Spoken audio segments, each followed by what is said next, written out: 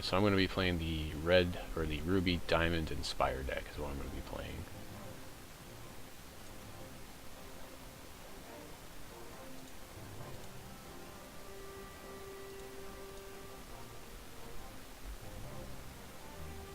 Okay, good. Someone would like to see the Inspire deck.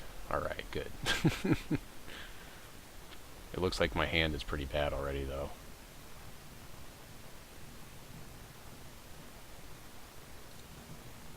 Oh, actually, you know what? It's not that bad. Okay. Oh, this is doable. Whoa, this is way doable.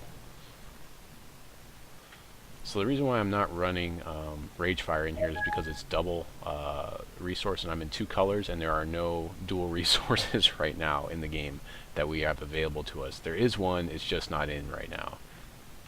It's sort of a dual resource. Yeah, that's the biggest issue. The biggest issue with that Blood Sapphire deck I was running. There's a lot of double thresholds in there. Right. But I just can't find a 2-drop that's comparable to Thunderbird. Yeah.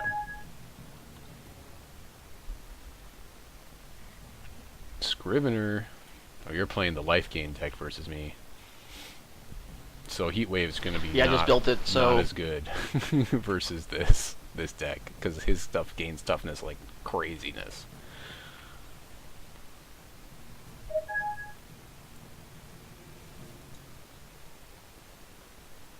I don't think I burn this guy. I think I just sit with him. Yay! And so he just, this Pyromancer just got the Inspire trigger off the Guard Mariner. No reason to swing in on this guy because I want to keep my Inspired, as many Inspire triggers as I can. I need to keep them up.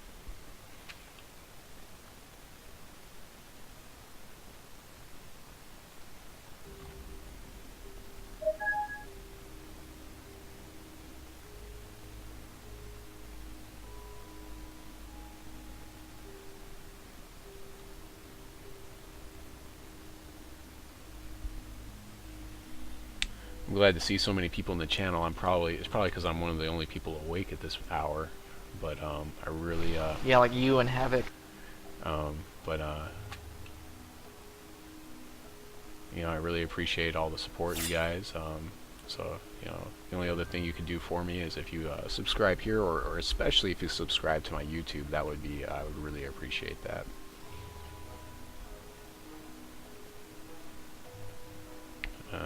So this is a must-answer threat, having that totem up. So we're gonna burn the totem before combat. Actually, hold on, I'm in my prep phase anyways. I've already clicked on it. Yeah, here we go with the same problem. I've clicked on the burn, so I have to burn. Press escape twice. Escape twice. Okay, there we go. So I still want to go, I want to draw my card before I use this burn. I think I still want to use the burn.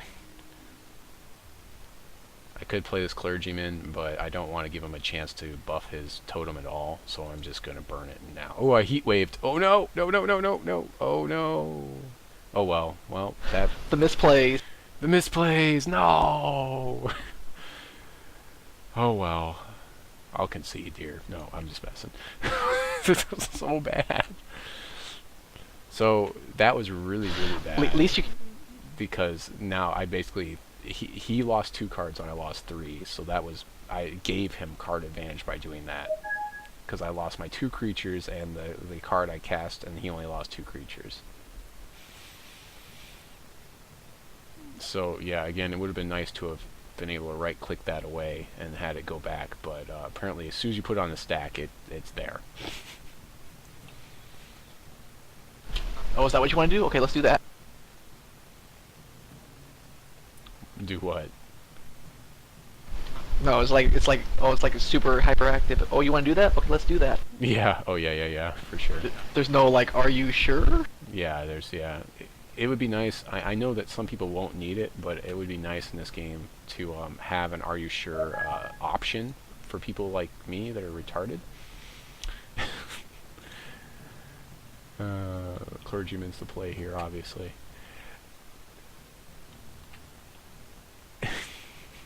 So bad. But you know, some people are not going to want that, so don't have it on by default, but have it as a checkbox. I'd say somewhere where it is that there's a secondary failsafe for every action you do, and that would really help people like me that get punchy. Especially because one of the tricks that people will use online is they will, if they know that you're about to respond to something, they will simply sit on their timer, and they know that you're sitting there and you're getting impatient, and then they will cast their card or do the next action. They'll pass priority is typically what will happen, and then you'll cast your card and then do it in an improper way because you were getting punchy about it. So it's a cheesy thing that people do online, just so everyone's aware that happens. I'm going to go ahead and... So Inspire seems to be one of these decks... I'll explain in a second. Inspire seems to be one of these decks that wants to cast things before combat in case he kills my guy, especially when he's got stuff up. Of course, he doesn't have... He probably won't react to Diamond, but I'm going to do this anyways before combat. I typically wouldn't. He got his Inspire trigger. Okay, so going back to what I was explaining, like, okay, so, like, say I've cast... say I'm going infinite with, what's his name, Kiki-Jiki the Mirror Breaker, and whatever, another card that untaps him to make infinite creatures, for instance. Well, what my opponent will do is he'll let me, like, create the first 3 creatures or something, because he wants to actually have me do the damage. He won't concede right away, and then he will allow me... He's waiting for me to accidentally pass priority and then move to my combat phase. And so he'll, like, on, like, the 3rd creature, like, he'll wait, like, 30 seconds. And then he'll pass priority. And hoping that I will accidentally click through and go to my combat step when I need to create more creatures before combat. Or usually, yeah, you want to create them before combat in that situation.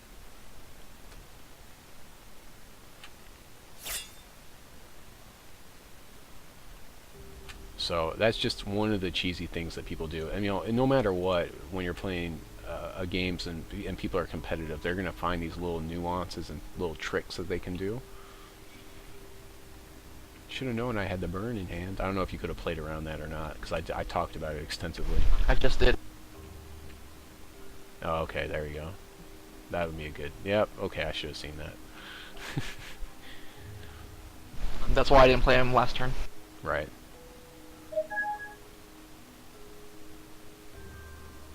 So there's nothing I can play. Well, I guess I could. Yeah, I can play this guy. So here's an example of something we want to play in our first main phase, because he'll get Inspire triggers and then he'll get haste. So we're going to play this Frost Wizard, and then he'll get the haste from Lord Alexander, and then I can attack in with both him and Lord Alexander. And it's going to be a 2-for-1, and I want to force that issue, especially with this totem, because I know he can't. He's not going to. He's going to buff it anyways. So I want to make Lord Alexander. No, I want to make himself. I'm going to make himself immune to damage. The Frost Wizard, because he's got more damage output. So that's a lot of damage there. And he goes, yeah, I kind of figured at this point in the game, his life total, he's going to use it as a resource and not give up his dudes just yet. That's probably the best play there.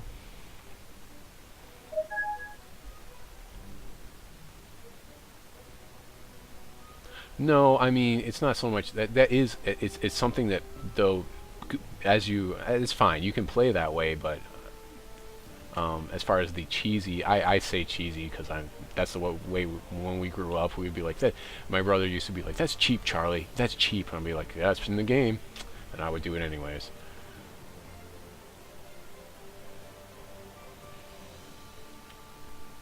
Yeah, remember the immune to damage is active until damage, not until the end of turn. You pacified my guy. Inner conflict. So I'm just going to say this. I hate the art on Pacify, but Inner Conflict is decent. I've actually seen one pacifism in my Magic career that was really nice art. It was like this hot angel, like I don't know, doing something with this dude, and I was like, yep, I'd be pacified by that too.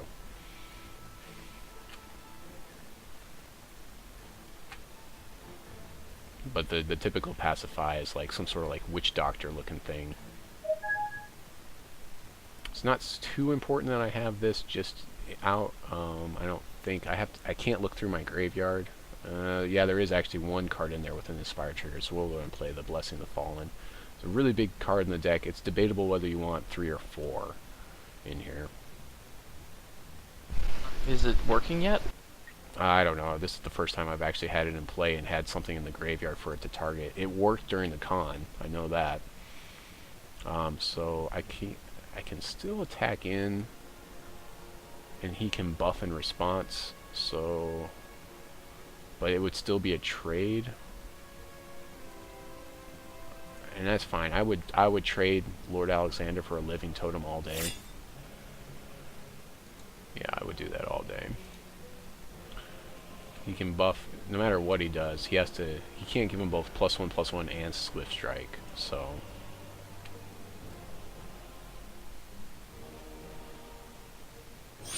yeah, I kind of figured he'd take the 4.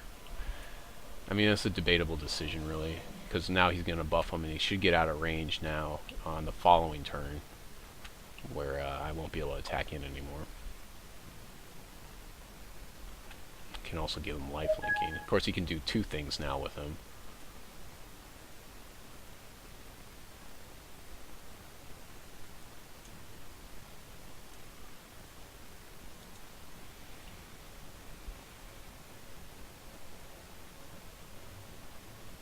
I really hope that you know, this is obviously like way down the line, that they implement a full screen windowed mode for this game.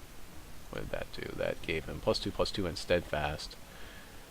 Probably better to cast that in combat, but I guess, oh well, giving him the steadfast prior to combat, yeah, now it doesn't matter because you can attack in. So I can't block with this guy. I can chump with this guy. Not really worth it. I think I'll just take the 6 here. I'm at 20. He still has his blocker up because he's steadfast.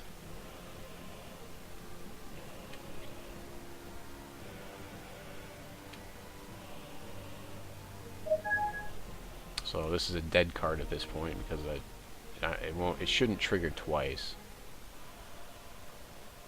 Yeah, that shouldn't happen twice. I mean, I guess I could try to bug it. I have another Blessing of the Fallen in my hands.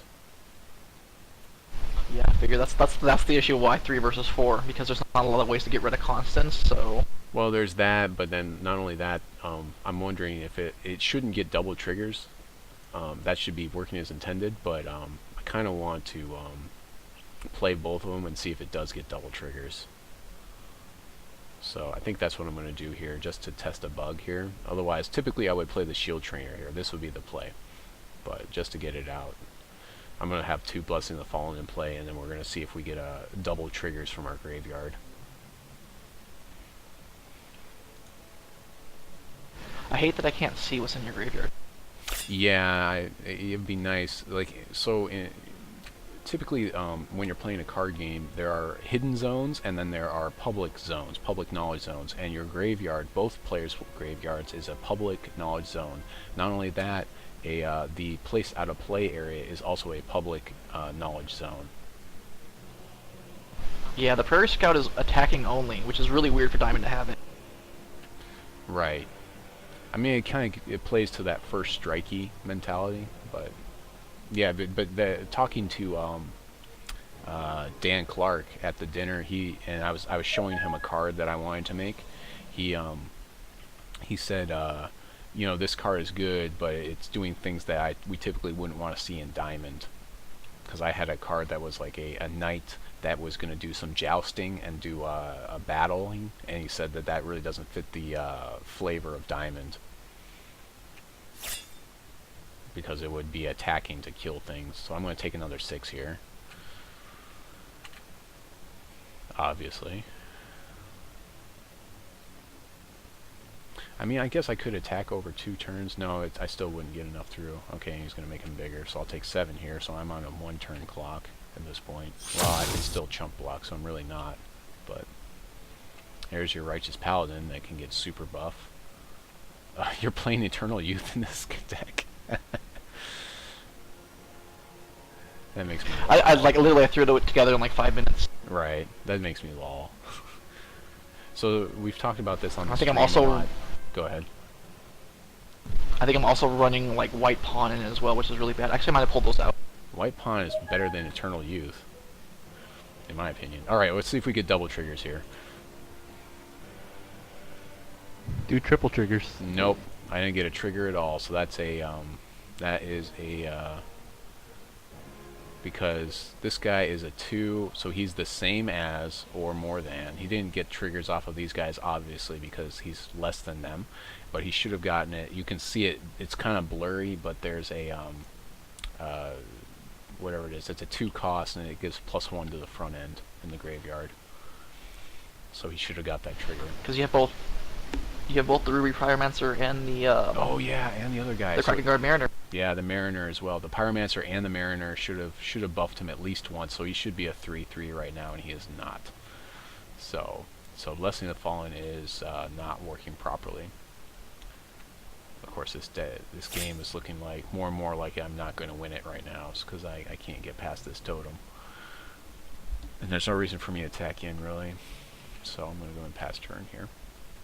But going back to the what was it, Eternal Youth, the reason why it's a bad card is because it doesn't affect the board state, and typically life gain cards that just simply gain you life aren't going to do very much for you.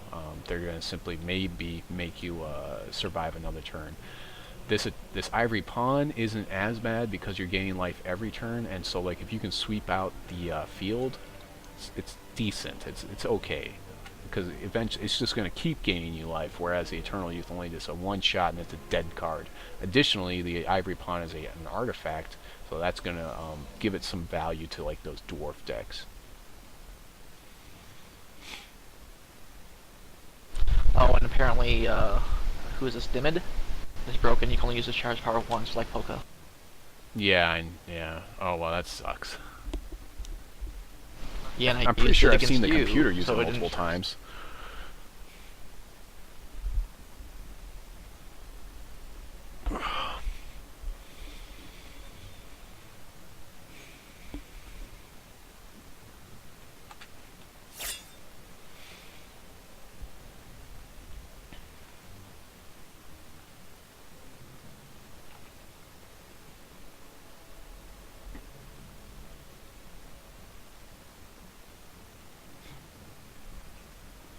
So this 30-minute timer on both of us is somewhat... Oh, there we go. That's a good answer to kind of... Did you not attack me on purpose? Yeah, I didn't on purpose, and then I realized there was an option for me to get through. Okay, because you can easily... I mean, that totem just keeps going to town here, but now I'm going to conflict it.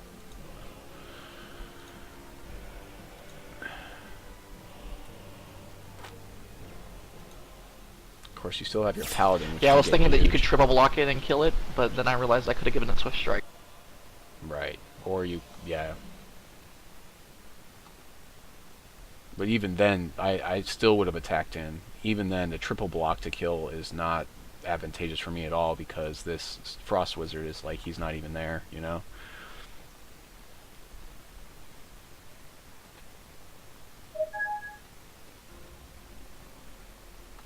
Another Righteous Paladin.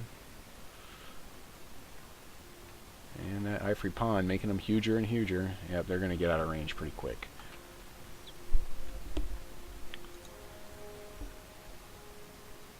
So overall, in a deck like this, I'd say Ivory Pawn is maximum a 2 of. Because there are other things that life gain that are like bought on a stick, and by saying on a stick I mean like connected to a body of some sort. The issue is, right now with this deck, is the fact that Life Drain doesn't work against champions. Because if it worked against champions, then I would run the 4 of the one that gives every creature life Drain instead. Right. Well, there's a Pyromancer, I guess. So here we go, there's another card that should be getting triggers off of my Blessing of the Fallen. I wonder if it's because I don't have 2, or is it just not working for everybody?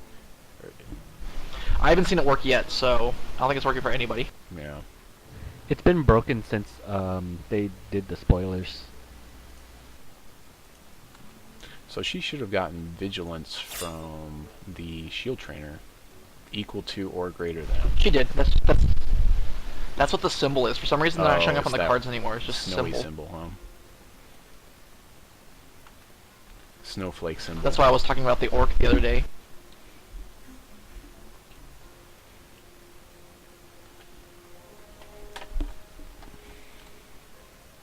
I'm still in a bad spot here.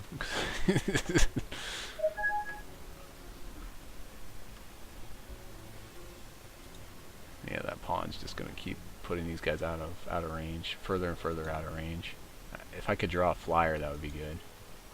That's actually probably what needs to go in this deck. Is that was it the flyer that got nerfed, which may come back, the one that affected attack phases and blocking phases. Oh, the aeronaut. Yeah, it gained lifelink, so that's nice.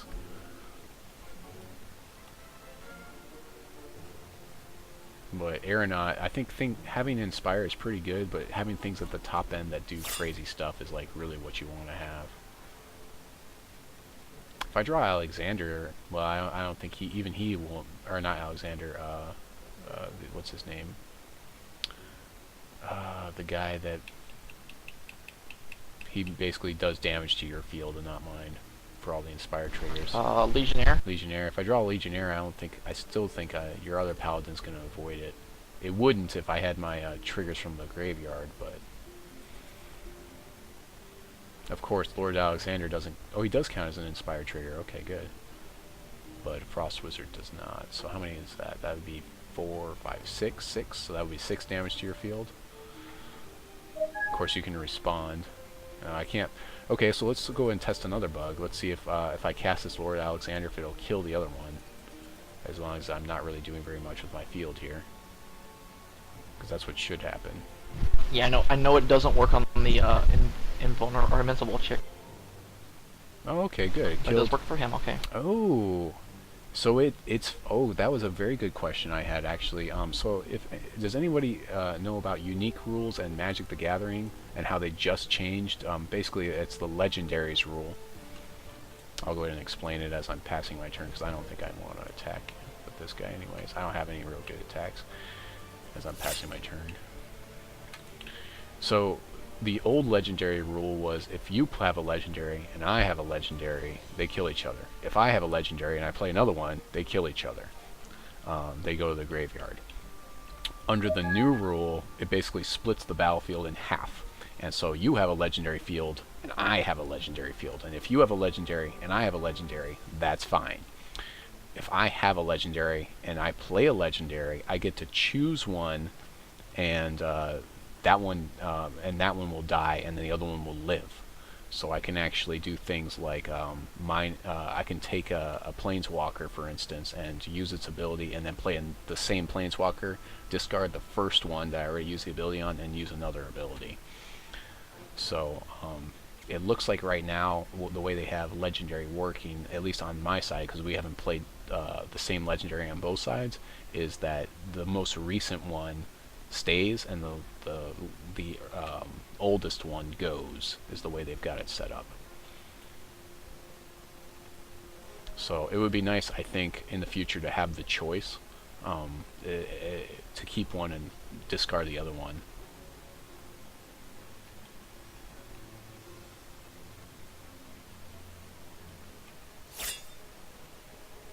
But that's a very, very interesting change that just happened as far as in Magic the Gathering, and I wondered how they were going to follow legendary rules in this game, or how they were going to, if they were going to follow suit, or if they were going to do things the way their own way, really.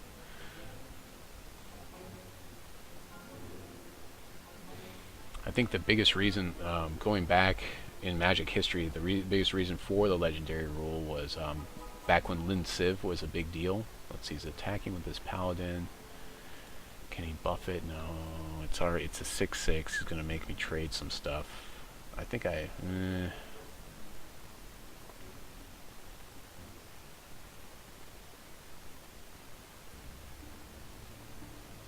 so no matter what, I'm giving him at least two guys here. I think I want to keep my Inspire triggers actually, and just let the 6 through.